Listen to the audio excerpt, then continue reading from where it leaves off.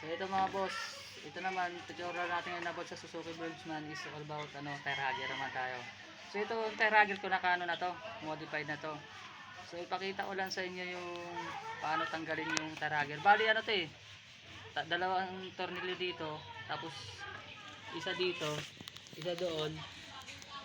Tapos meron pa sa ibabaw, isa rin doon sa ibabaw. Bali tatlo yung tatanggalin. Pero ito dalawa na lang.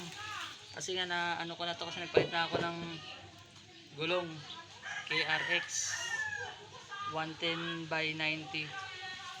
So sahid kasi pag kinabit ko ng stock. So ito, para turo ko lang sa inyo para tanggalin to. Pakita ko sa inyo yung paano yung anong tinabas ko dito sa hugger ko para makita nyo.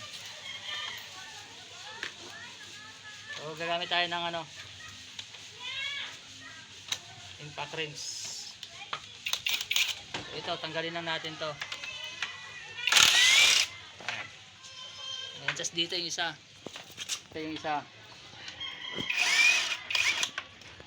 Hindi ko pala yun. Ayan.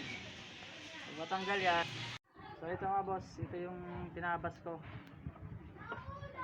Bali yan, di ba dati meron yan ditong bris eh. So tinabas ko yan diyan, tinabas ko yan dito para maano siya, matakatak. So tapos yung stock na butas ito.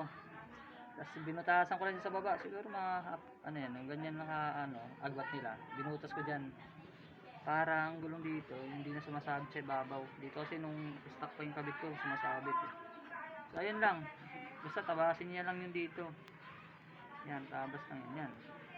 Yung gulong ko is KRX 110 by 90 ah.